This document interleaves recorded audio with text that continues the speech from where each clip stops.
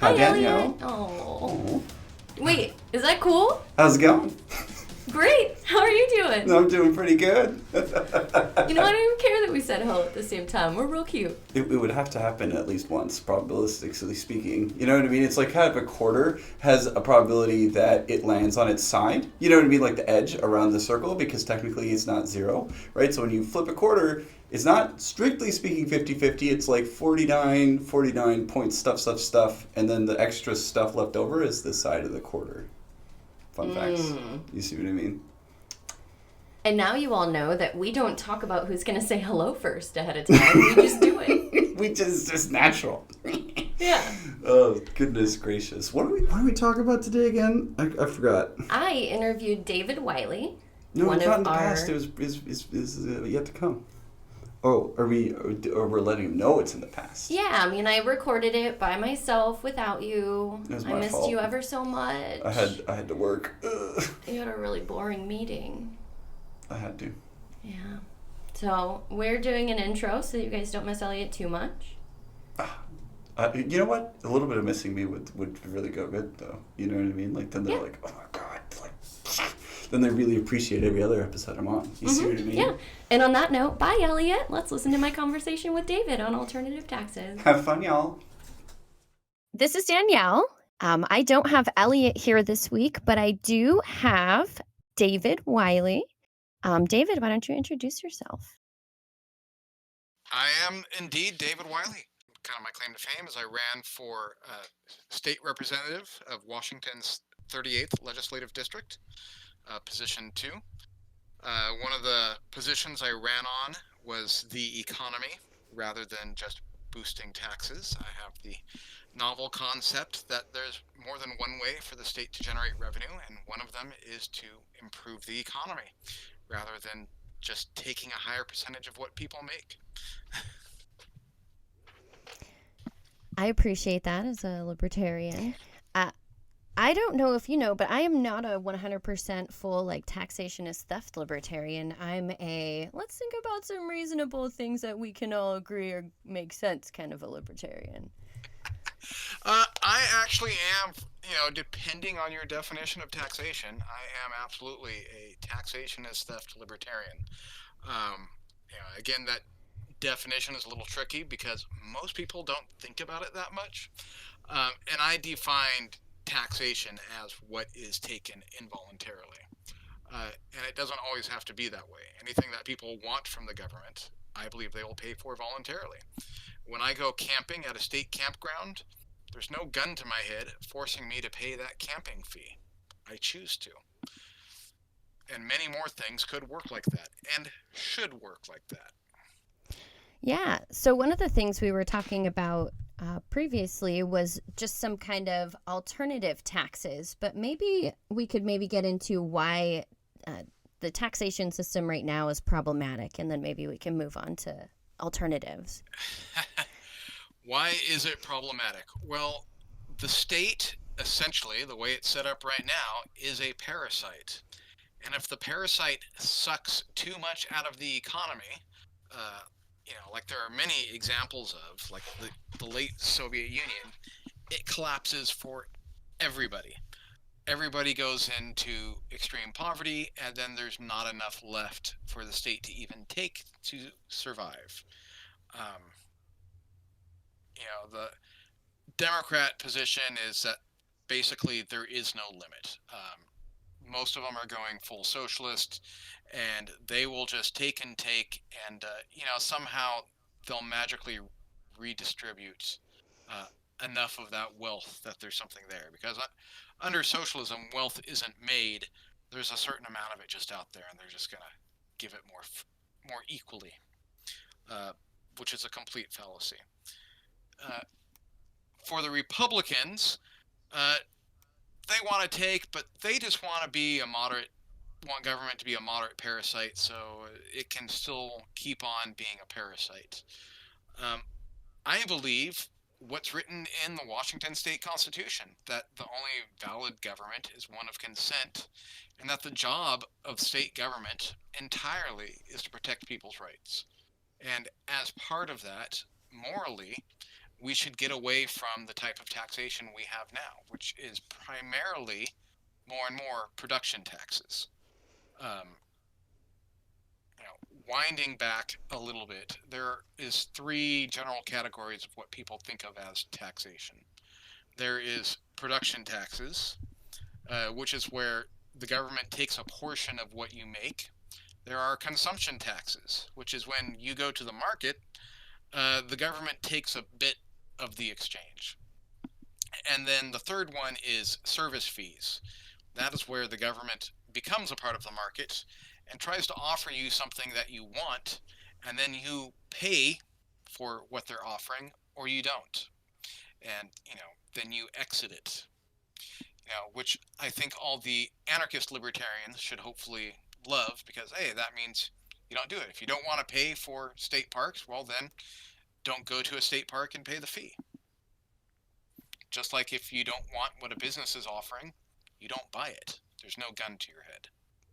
I do appreciate that. I do know that a lot of folks wonder how they're going to generate revenue for a lot of those things, but we think that private businesses could do a lot of them better. But how would we maybe transition, do you think, from a purely government to a maybe more privatized system, like you're saying, might be a little bit better? Well, the first thing we should do, and it fits in with the general idea of progressivism, is to stop all production taxes. And there's just, if you've studied economics, there's just no way around it. They're bad. It's the worst form of taxation, is to take it before somebody can spend it. Can you give me an example of a production tax that everyone can maybe relate to? Federal income tax. If you make something, in this case income, they take it. Another one that recently passed here in Washington State is a capital gains tax. A corporate tax rate, where the government taxes profits, is another one. And the reason it's bad, first of all, is a very simple concept that every Republican and Democrat understands when they pass a sin tax. Why do they raise taxes on alcohol and tobacco? Well, because they think they're bad, and they realize that taxes discourage people from doing that economic activity. The more you tax something, the less of it you get. So why would you ever tax productivity? Do you want less wages? Because the result of an income tax is directly less wages, right? And when you think about it in the terms of a global economy, the income tax is a tax paid by Washington workers. That tax is paid whether that product is sold here in Washington or whether it goes to market in China. Income tax and any other production taxes are an extreme disadvantage for any manufacturing business, because we pay that tax, competitors don't. And they get to then bring in their products to our market, and they don't pay any tax. They're tax-free. They're practically subsidized. So when you have a consumption tax, like a state sales tax, you can make as much wealth as you want. There's no limit to creating it. The pain, the discouragement comes from spending it, which is less bad because productivity is encouraged. You make things. You choose not if you're taxed, but you choose when, which is more voluntary. For those libertarians like me who are strong proponents of voluntarism. But economically, the producers who are making the wages here in Washington, they're not paying a tax on that consumption tax. It's paid at the market. So when we get Chinese products or foreign products from other places, they all pay the tax equally. And unlike a tariff, it's not something where, okay, it's unequal. If you want this, the consumer pays more. It is an equal tax. That's better than a user fee, right? What are some kind of tax reforms that you think would really kind of appeal to like normal folks? Like, what's one that everyone can be like, oh yeah, duh, that totally makes sense? Well, we're here in Washington State, and overall Washington is very liberal. They call themselves progressive, which is kind of interesting because Washington State leads the nation, not the highest, but definitely in the top 5 for regressive taxation. That is taxing the poor. Um, Despite, we have a sales tax where people don't pay for sales tax on groceries, they don't pay sales tax on gas. We have the necessities of life supposedly exempt, but the government has found a way back in to make it even worse. Um, we pay what is it right now? 1/6 of the price of gas is taxes and going up. They just passed another gas tax so that you have to pay to get to work. Um, it's a tax on the engine of the economy itself. If we can't transport our goods, if we can't transport ourselves, there is no economy. The other taxes become pointless. And we're kind of seeing some of that right now with the price of everything going up in inflation because those basic items are becoming more expensive. So we say, okay, let's get rid of those, particularly the production taxes, um, so that they hurt the poor the most, who have the least disposable income. And let's move towards a sales tax. Now, maybe that's not the best example because a gas tax is a super sales tax, but things like that could be exempt. Another thing we do, going to service fees, is that when you do pay for something, it should be directly connected to what it is that you're receiving from government. We pay a gas tax, but we don't receive gasoline from the government. We kind of sort of receive roads, but now more and more they're also moving to things like toll roads without removing any of the old taxes.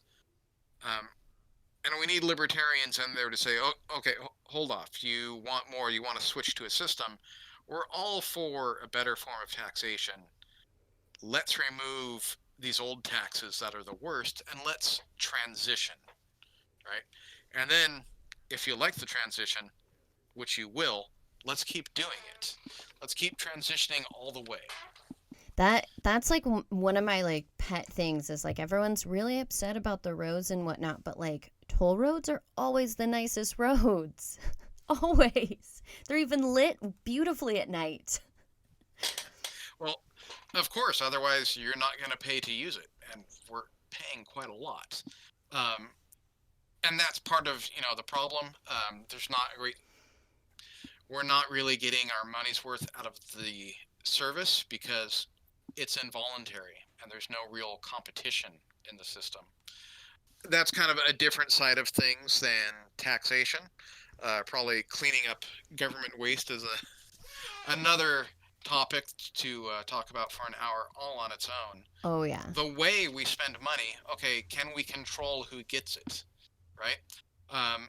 If I am paying a toll, if I'm paying for it here, where does that money go? Well, right now, the state takes it and, determines how it's split up. So if you're paying a lot of money in gas tax in Seattle, well, that money might be going out to, some well-connected politician's lakeside home to make sure that he has 10 miles of paved road that pretty much nobody uses. I was trying to look it up and see if I could even find if they have it on the Seattle website or the Washington DOT just to see like if it goes into a general fund or what, but I'm not seeing it. Popular with Democrats is the term social justice. It's kind of becoming a joke these days. But the reason the terminology was created was particularly because of government failures. The government will take in all this money, all these taxes from people. When they do tax people equally, they won't spend it on people equally because there's no control. You can't make sure that the money you're taxed on goes back to services in your area. And it's one of those things where, okay, we need to kind of capture some of that money. Now, there's a lot of complaint, like, oh, well, we can't do this, on our own. We got to pool resources. Well, no, we don't. If it costs more for you to live there, then you should be the one responsible for that cost.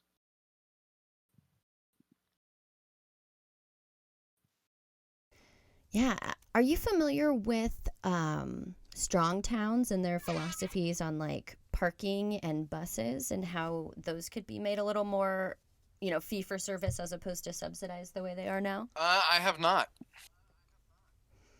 So we had Lauren from Strong Towns on last month, I think, and one thing that she was telling us about. So parking downtown was like one of my big pet peeves before I talked to her, and I was like, sometimes I pay $25 to park downtown for the day just because it's not worth it to look for parking. And she's like, yeah, but how much is the street parking?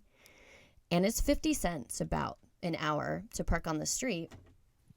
And but it's subsidized by taxes. So she's like, why are you paying a private vendor $25 for a parking lot?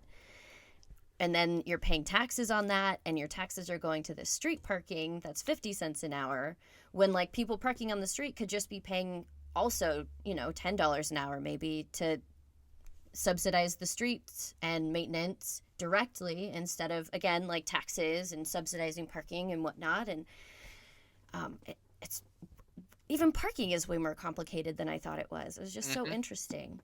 And then the same with buses, she said, buses cost 50 cents, $1 per ride, but again, they're subsidized by people not riding the buses. They're subsidized with our tax dollars to keep that cheap. But like, I would pay $5 for a good bus ride from my home to pretty much anywhere if I knew it was going to keep the buses running efficiently, right? And actually, if we allowed private competition, part of the problem is that government has a monopoly on these services it provides, buses, ferries, other things. You would pay quite a bit less. Um, there used to be private ferries, and when the state got involved in the ferry business, they pretty much shut them all down. There's some very small operator exceptions, but you can't transport people's vehicles, across the waterway. Why not? Why can't they have competition? Well, they have to protect their monopoly, right? Otherwise, you're not going to pay so much in taxes. But that's the point. There should be a better service, and it doesn't matter whether it's government employees or private employees. And that's the difference between the free market and having government do it. Another example I can think of, I've traveled to Europe a bit. People in America often love European trains, but what they're really excited about over there in Europe is actually buses, because they have a new Flix bus service, which is privately run and operated, and they're really nice buses. They're not government money. You've just got someone who said, okay, hey, we can make this experience of traveling between European cities and countries much more enjoyable.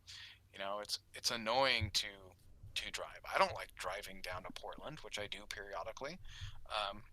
It'd be much nicer if someone else drove that for me and I could just relax on the ride. And what happens, they say, okay, well, we can find a bunch of people all getting together. You can have a better ride and we can make a profit doing it. I mean, it reminds me a lot of Greyhound, right? But they're not operating so much anymore. No? Oh, no, don't compare it to Greyhound. Flix buses, yeah, they have nice, spacious, comfortable seats.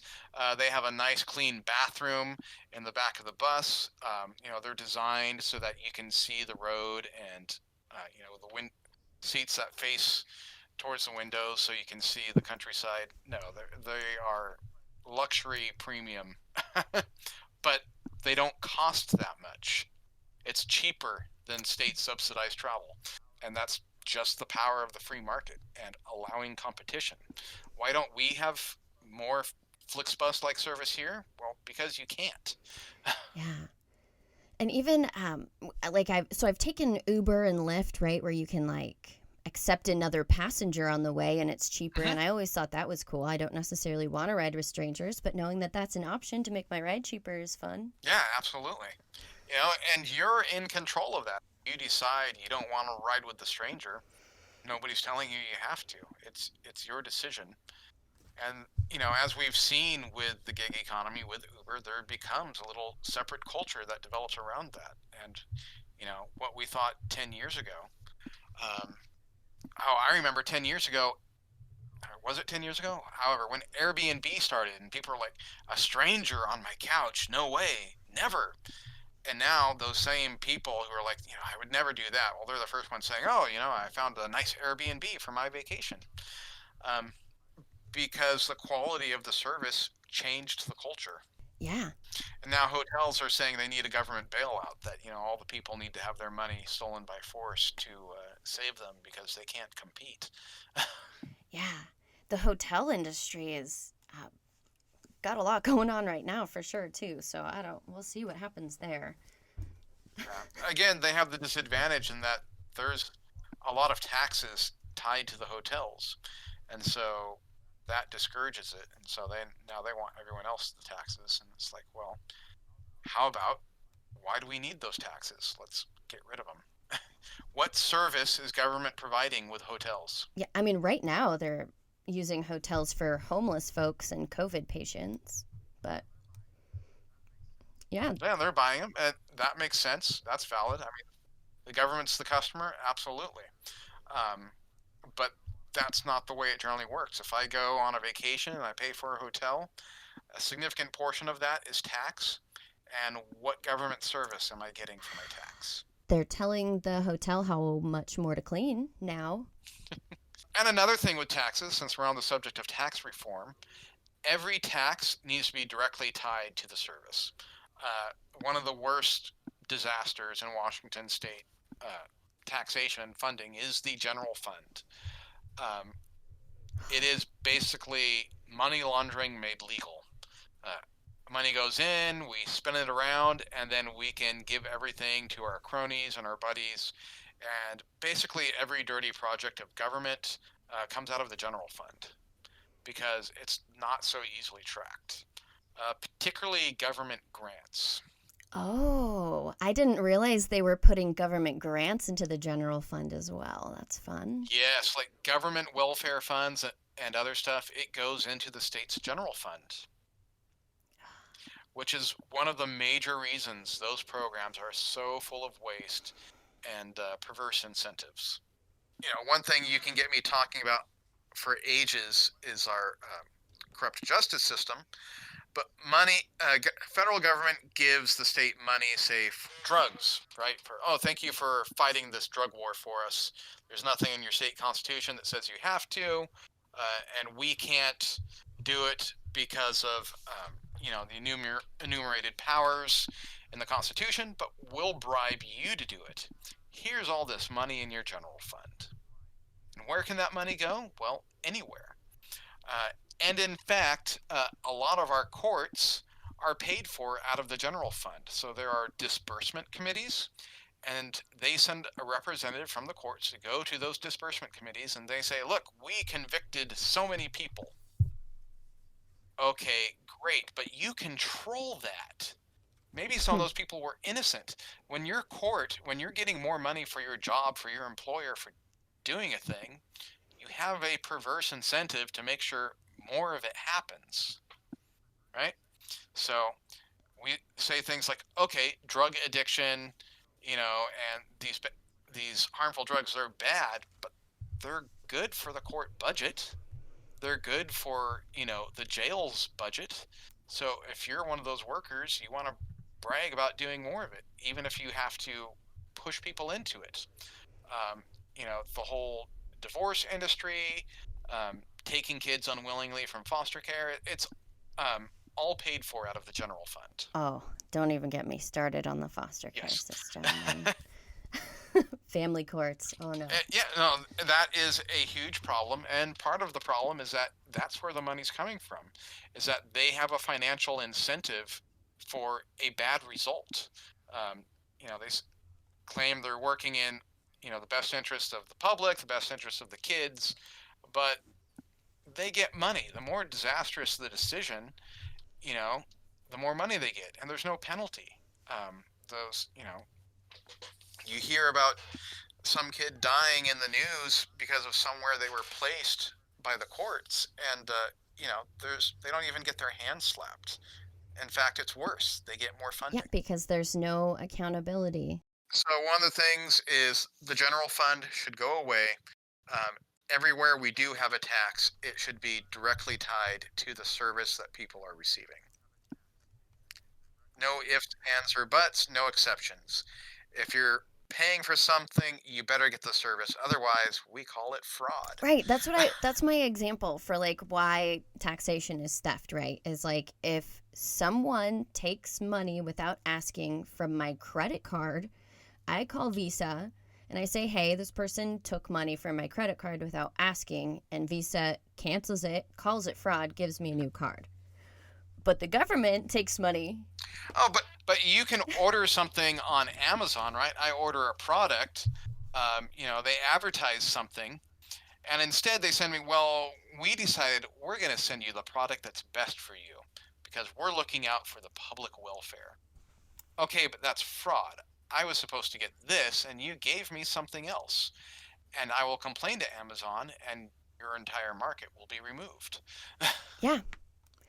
That's because the private sector can handle stuff like that, because the private sector has accountability, because they need to pay attention to their customers, because their customers can stop giving them that money. Mm-hmm. Unlike us. And I think this is somewhere for liberal Washington Democrats. They're finally on board with a lot of the libertarian justice issues that we've been talking about for decades. Ending qualified immunity, looking at how we police and so on. So the people are on board with it, but they're just giving their money to the government, and the government turns it around and says, "Hey, police violence. How about we buy more tear gas?" And they don't seem to get the connection that it's worst in the Democrat-run areas where there's the least accountability. Well, and let's not even talk about how the mayor and the city of Seattle are under like 5 lawsuits for last summer between the CHOP and all of her text messages and whatnot. So that's more taxpayer money being paid for her mistakes that she won't be held accountable for. The people who are upset about it, who want it to change, they don't seem to notice that they're paying for it. They're paying for the abuse that they're receiving, and that needs to be changed. I am an advocate for justice reform as well, but I'm not strictly anti-cop. I'm definitely not anti-justice. I want more justice. And one of the things I often point out is that county sheriffs perform better. People think that they get more justice, and I agree, from the county sheriff and their deputies than from city cops. And what's one of the major differences? Well, the sheriff is elected. If he upsets the people, he's out of his job. Here in Snohomish County, we've gotten rid of a few badly performing sheriffs lately.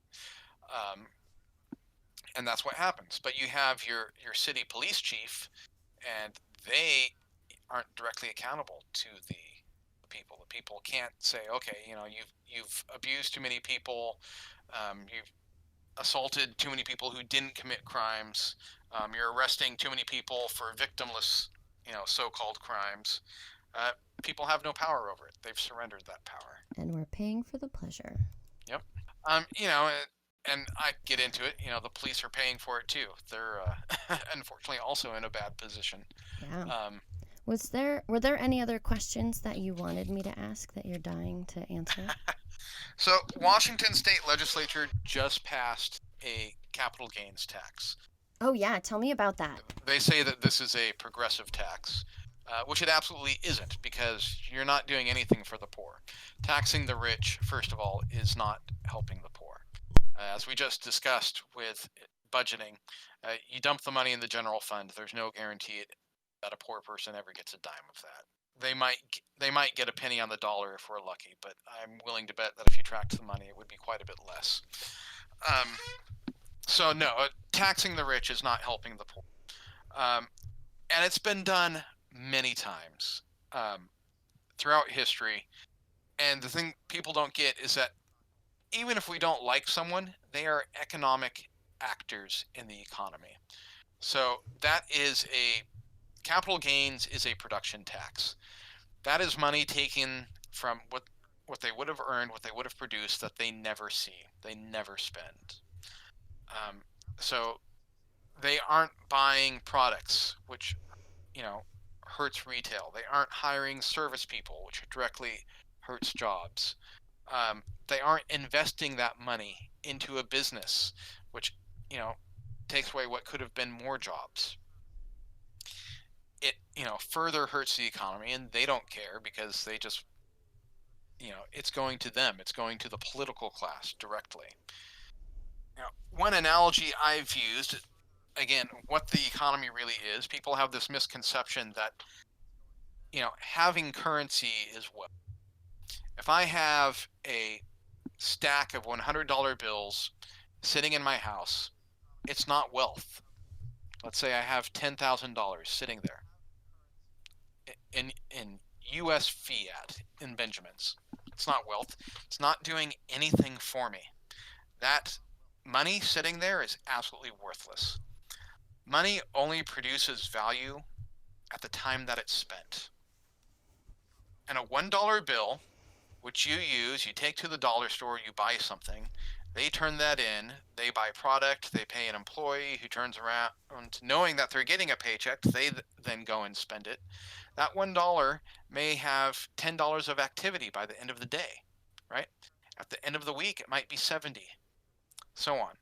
It's done a lot more economic activity than that money that's sitting there, which is an important reason why, okay, this money, even if it's little, it has to be out there in the economy doing things. When government comes in and takes it out of there, it's directly hurting the economy. And therefore, they're actually taking from themselves, because the less the economy, the less there is for them to take. And this is always what happens with capital gains. People, and we're seeing a big exodus from Washington right now, people will leave. People will, if they stay, stop spending it, stop making it, because there's no point. Yeah, and just to clarify for those listening, I believe we're talking about Senate Bill 5096, and the tax would begin on January 1st, 2022.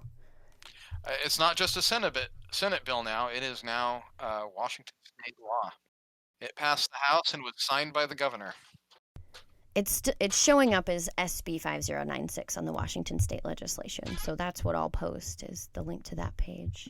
And it looks like actually the deduction is $250,000. So if you anything more over that is what they would pay 7% on. Is that correct? Yes. And that's their tax on the wealthy, $250,000. I don't think of people who make $250,000 as the ultra rich.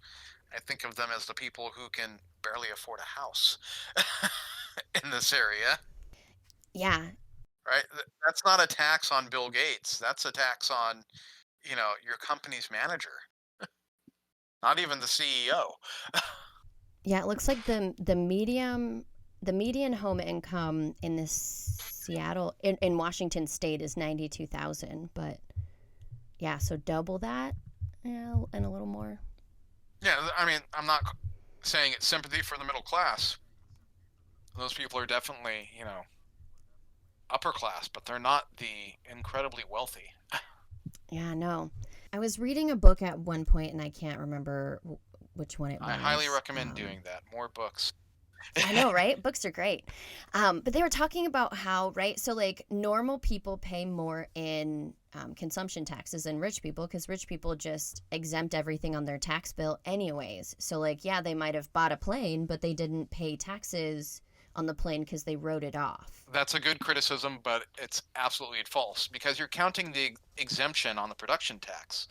Let's count the exemption on the consumption tax. If you buy groceries, you don't pay sales tax. If you buy gas, you don't pay sales tax. So it's all about how those exemptions are structured. There's absolutely no reason that a production consumption tax can't be revenue neutral. And whether it impacts the poor more than the rich depends on those exemptions. Democrats will do this. They'll make a big show of something like the capital gains tax and say, yeah, we're sticking it to the rich. while also increasing the gas tax and sticking it to the poor. Sounds about right. Yep. So, and the poor aren't winning. It's absolutely true. The rich, if you have government, well, the rich have money to spare for lobbyists. Lobbyists become cheaper than, the sheer amount of taxes that they're paying. So whether it's a production tax or a sales tax, there'll be, they're going to lobby for their exemptions. Again, that's why the best system is neither. It's service fees. Pay for what you want. Is Amazon Prime going to be willing to voluntarily pay for good roads for their trucks? Absolutely.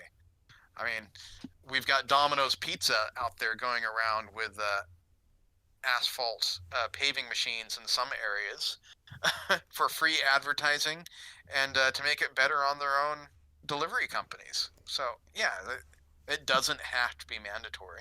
Yeah, benches at bus stations can just be advertising. They do it all the time in some places, and it's not government funded. It's just put there by business. Exactly. Offer people a service they want, and they will pay for it voluntarily.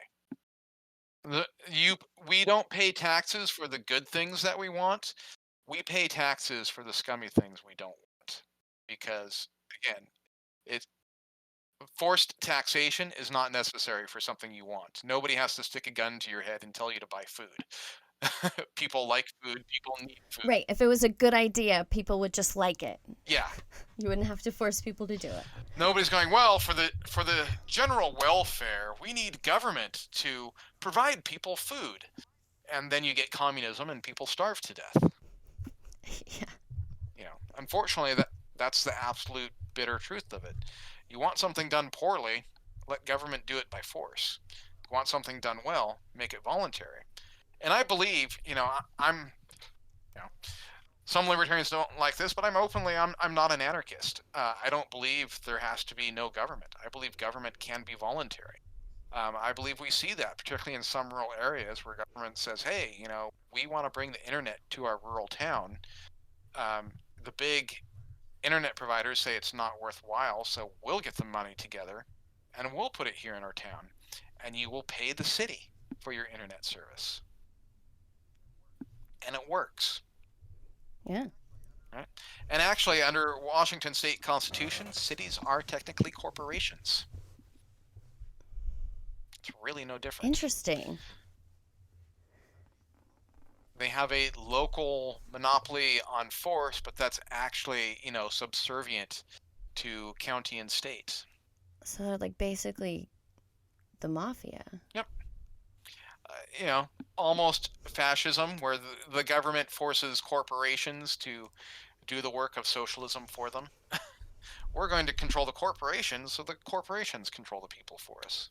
I love, you're down. I'm up here in Everett. You're down there in King County, where anti-fascism is the, cause du jour, the popular cause of the moment. And I love talking to those people because they don't have a clue what fascism is that they're anti about. Like, yes, I'm absolutely anti-fascism. Do you know what fascism actually is? Do you know who defined it? It wasn't Hitler. Not that Hitler wasn't a fascist, but it was actually Mussolini who defined fascism and made it the merger of corporate and state power to totally control people's lives. The problem is people don't realize that corporations control the government as much as they do. They think that when they are telling the government to tell corporations what to do, that the government is actually telling the corporations what to do instead of the other way around. Oh, it's the classic good cop, bad cop scenario. You pretend to be the bad guy, I'll pretend to be the good guy, and together we'll work them over. Only the people that are working over are the innocent people, and, government works really no differently from the mafia. That's a good note to end on, yeah? Yeah. You're even paying a protection fee.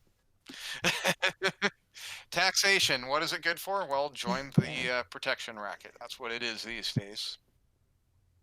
It doesn't have to be that way, and if more people vote libertarian, it won't be. Now, are you running for office again? Not at the moment, but I have definitely not ruled it out. Maybe next year. Is that Yep, when? Okay. that is a strong maybe for next year. I um, I'll go ahead and talk about my race. So I was largely a paper candidate last year due to COVID-19. There was no filing fee. And literally on the very last day, I said, why not? There is a race where the Democrat incumbent who's been there for over a decade has no challenger. Um, I can jump in and I won't win, but you know what? People are going to hear a libertarian side of important issues. It's free advertising. So I didn't expect much. Honestly, I would have been happy with 10%. In years past, uh, like 6 years ago, I remember we celebrated people got 12% running as a libertarian. And now that's so little. So I got 33% of the vote in the general race. I did that with less than $500 in donations. Did that with no volunteers, and I did that when the voter turnout was 4 times as normal, with people voting for Biden and Trump, something I did not benefit from. So I think, while things don't look great for winning elections for libertarians down there in King County, there are definitely some pockets up here in Snohomish County that are very ready to vote. Over 20,000 people in the Everett and North area, Western Marysville to Tulalip, did vote Libertarian. So yeah, if not me, then you know, other libertarians. We need more of them. In fact, even if me, let's get more libertarians in there. Let's have, a libertarian for every, every ticket. Let's have a libertarian option, even if they don't win. Get the message out there. What is the libertarian alternative to what people recognize as a failed system? Yeah, there's so many opportunities, especially in King County too. After they wasted $3 million on some research project that didn't get used for anything, people are pretty upset about the use of the general fund and whatnot. So let's get in there and yeah, and get those disgruntled folks. Yeah, and win those voters over one at a time. I'm proud to be a part of the fastest growing political party, while Republicans and Democrats are losing their percentage of the voting populace year after year. I recently posted a meme that says, if the situation was hopeless, their propaganda would be unnecessary. ooh, that's good. All these more intense measures, the Facebook censorship that we've seen in this last year, the other, the attempts to keep libertarians off the ballot, they're afraid of the message. The message is winning. So keep telling people the message. You can be free. Yes, that's a good place to end. Got any last words? I'd say for everyone who's listening, the most important thing to remember is that the liberty movement is you. The power is you. The future belongs to those who show up. So show up. Oh, I love it. Thank you for your time, David. Thank you. You have a good one. Bye. Don't forget to like and subscribe. And join us at lby.org. Join the party, $25 a year. It's good stuff.